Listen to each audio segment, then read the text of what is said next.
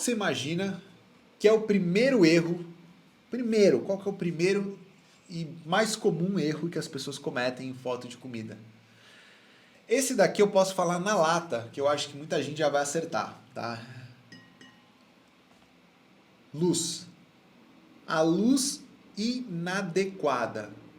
Quando a gente fala de comida, a luz é o ponto-chave para você manter a qualidade visual da imagem. A luz é o ponto-chave para você ter as cores bem definidas na sua foto. A luz é o que vai melhorar a qualidade visual da imagem, a definição, mesmo que você tenha um aparelho básico. Inclusive, se você tem um aparelho básico, principalmente você deve se atentar com a luz. Se você quer ter uma qualidade boa de iluminação, você precisa ter uma luz que seja neutra. Por exemplo, você pega a cor da luz, ela é medida em temperatura. Tá? Quando a gente pega a luz branca, que é a luz de foto de comida, existe uma variação de temperatura. Se você pega em torno de 5.000 para baixo, a temperatura é medida em graus Kelvin, tá? Você não precisa decorar isso. Mas se você pega, por exemplo, a luz do dia, que é muito boa para fotografar, é uma luz de 5.600 graus Kelvin. É a luz do dia, a temperatura da luz do dia. Então, a luz da sua janela, com 5.500 graus Kelvin, que é a luz do dia, ela já consegue te entregar uma boa qualidade de luz para você ter um bom resultado nas suas fotos. Então, a luz da sua janela pode te proporcionar isso. Você não precisa investir num equipamento profissional. Eu comecei com a luz da minha janela. A janela, inclusive até hoje eu uso luz natural, tanto nas minhas fotos quanto nos meus vídeos. Se você for na minha rede social, @betoauge, e olhar as minhas fotos e os meus vídeos, tudo que você vê na minha rede social foi feito com luz natural, foi feita com a luz da minha janela. Todos os conteúdos, de foto a vídeo, tá? Então, a luz da janela vai te proporcionar uma luz com intensidade boa na temperatura certa. Pessoas que usam, por exemplo, a sala de jantar. Sala de jantar geralmente tem aquela luz no teto do lustre, uma luz amarelada que é confortável para comer, para jantar, é reconfortante, mas ela deixa a sua foto toda amarelada. O tomate fica laranja, o alface fica amarelo, o branco fica bege, muda tudo, as cores não ficam mais reais, elas são alteradas. E quando a gente fala de foto de comida, as pessoas reconhecem o alimento. E elas sabem que a cor está esquisita, elas sabem que alguma coisa aconteceu, mas elas não sabem que a influência de luz mudou a cor. Não, elas vão olhar que alimento estranho. É a percepção que elas vão ter. Elas não entendem de fotografia. Você está começando a entender agora. Então, se você quer que elas olhem o teu conteúdo e falem, uau, que coisa linda, tem que estar lindo. Se tiver amarelado, ela vai falar, tá esquisito. Se tiver azulado, ela vai falar, tá esquisito. Então, se a sua foto tiver azulada, ela tá com influência de luz fria. Se a sua foto tiver amarelada, ela tá com influência de luz quente. Você precisa de uma luz neutra. Uma luz potente e uma luz neutra. Fechou? Agora, entendendo que a luz inadequada vai comprometer a qualidade da imagem, de cor, é importante saber também que a luz inadequada, por exemplo, se tiver uma baixa incidência de luz, se você tiver uma luz fraca, você vai comprometer a qualidade do visual do teu conteúdo, tanto de foto quanto de vídeo. Sabe por quê? Você pega, por exemplo, um celular. Um celular, o que acontece? O celular ele tem modo automático, né? A lente, a câmera, ela funciona de modo automático. Se você quiser, dá para deixar manual, usando recursos e tudo mais. Eu estou falando no modo geral, todo celular é automático. Se você tem uma baixa incidência de luz, se está meio escuro o lugar que você está criando, o celular ele faz um esforço automático para compensar essa ausência de luz. E quando ele faz esse esforço para compensar a ausência de luz, ele compromete o visual da imagem. A imagem começa a ficar toda pontilhada, toda pixelada. E aí a definição se perde. Aí muita gente fala, meu equipamento é ruim. Não, você tem pouca luz, você tem uma luz de baixa qualidade. Isso influencia no resultado da sua imagem. Então, se você quer uma imagem com resultado de qualidade bom, boas cores, boa definição, capricha na luz. Aqui vai a grande dica que foi, a partir do momento que eu entendi que luz é importante, deu uns 10 saltos o meu conteúdo, tanto em foto quanto vídeo. Pá, o negócio explodiu de qualidade. Por quê?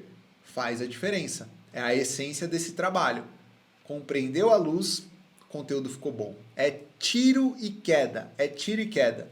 Então, é um dos erros mais comuns que as pessoas costumam cometer em conteúdos amadores. Mas, falando de foto de comida ou de vídeo de comida, a gente está falando de foto agora, né? Mas vale para os dois. Tirando a luz, existe uma coisa em comum também que ajuda você a criar conteúdo culinário.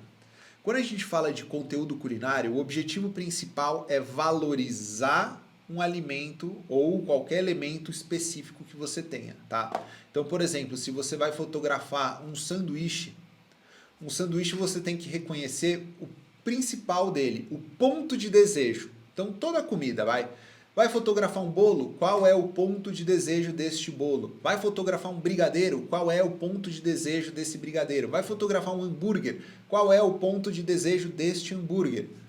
Uma batata frita com cheddar? Qual é o ponto de desejo da batata frita com cheddar? Um exemplo. O brigadeiro, o que é o ponto de desejo? Ele tem uma crosta, né? Ele tem um acabamento por fora de algum sabor que revela o sabor dele, e dentro ele tem uma textura cremosa. Então, se você quer valorizar ali na foto, você tem que valorizar a casquinha dele que revela o sabor e tem que revelar o recheio. Então, por isso que você vê muita foto de brigadeiro mordido. O mordido revela por fora e por dentro, revela a casquinha de sabor e revela a textura cremosa, geralmente aquela marca de dente no brigadeiro. Aquilo deixa as pessoas com água na boca. Até eu salivei agora. Você pega, por exemplo, uma pizza, qual é o ponto de desejo da pizza? O queijo puxando e derretendo. Por isso que a foto clichê da pizza geralmente é aquela fatia sendo retirada com aquele queijo escorrendo. Se você pega, por exemplo, um sanduíche, o ponto de desejo são as camadas dele. Por isso que geralmente você vê de frente a foto do sanduíche mostrando carne, mostrando queijo, mostrando bacon, alface, tomate, maionese, revelando ponto de desejo. Então, pensa comigo, toda comida tem um ponto de desejo específico. O início do processo para você reconhecer o melhor ângulo para você fotografar uma comida ou uma bebida é reconhecendo esse ponto de desejo. Por exemplo, uma bebida. Você vai pegar aqueles cafés que vêm com, por exemplo, um macchiato. O macchiato ele tem as camadas, né, do macchiato, que é o café com o leite. Então ele mostra que está diferente. O mocha é chocolate, café e leite, se não me engano. Como que as pessoas fazem as fotos desses drinks, dessas bebidas de café? De frente, num copo translúcido, para mostrar que existem camadas. Se tirar de cima, ninguém vê. E é muito comum as pessoas usarem os ângulos errados para fotografar. As pessoas utilizam ângulos que não valorizam aquele tipo de comida que elas estão fazendo, usam o celular muitas vezes torto, sem estar retinho. Então você vê aquela foto que você tem que torcer a cabeça um pouco para... Será que tá bom? Será que tá ruim? Então você tem que dar uma torcida na cabeça para entender a foto. Então o ângulo ele faz com que você muitas vezes não valorize o alimento da forma que ele realmente é. Às vezes você não consegue mostrar o melhor do alimento porque você simplesmente escolheu o ângulo errado. Aquele ângulo que não vai despertar o desejo nas pessoas, não vai despertar o uau. Às vezes você pode até acertar a luz, aí você vai no ângulo, joga tudo por água abaixo. E não sabe fazer a foto ficar boa. Por quê? Porque você não compreendeu a estratégia do ângulo. Ah, mas qual é o ângulo certo para fotos de comida? Cara, você tem que aprender que você vai ter que ter esse olhar. Não tem uma receita... Ó, eu vou passar a receita da foto de comida aqui, ó. Você vai tirar numa distância de 60 centímetros, você vai inclinar o seu celular 45 graus, você vai mirar uma luz 180 aqui e pronto, ó. Tá aqui, ó. Tira sua foto de comida. Não é assim. Não é assim. Você precisa começar a entender que o teu olhar de criador vai ter que começar a despertar.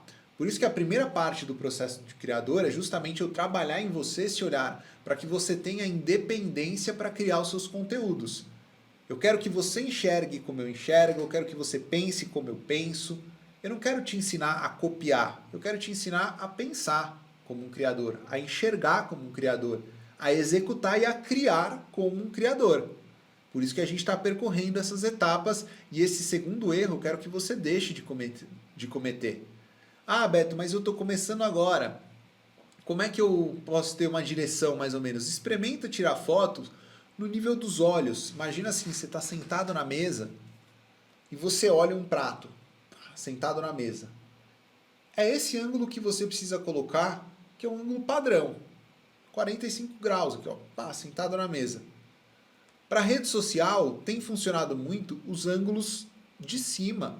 É comum você ver muita foto na rede social com ângulo de cima, que é uma foto que facilita o trabalho do celular, porque não tem um ângulo, o ângulo da lente não compromete, não distorce a cena, é reto, não tem profundidade de campo, você simplifica tudo, é um ângulo simples também de você fazer. E é um ângulo artístico. As pessoas não estão acostumadas a ver a comida de cima. Elas estão acostumadas aqui. Então, quando elas vêm de cima, isso quebra o padrão. Isso chama a atenção delas. Quebra de padrão é excelente para chamar a atenção. Então, coloca na tua cabeça. O ângulo certo vai mudar o resultado da sua foto. Acertou o ângulo, meio caminho andado. Acertou luz e ângulo, cara, você está no caminho certo. Está no caminho certo, você vai chegar lá.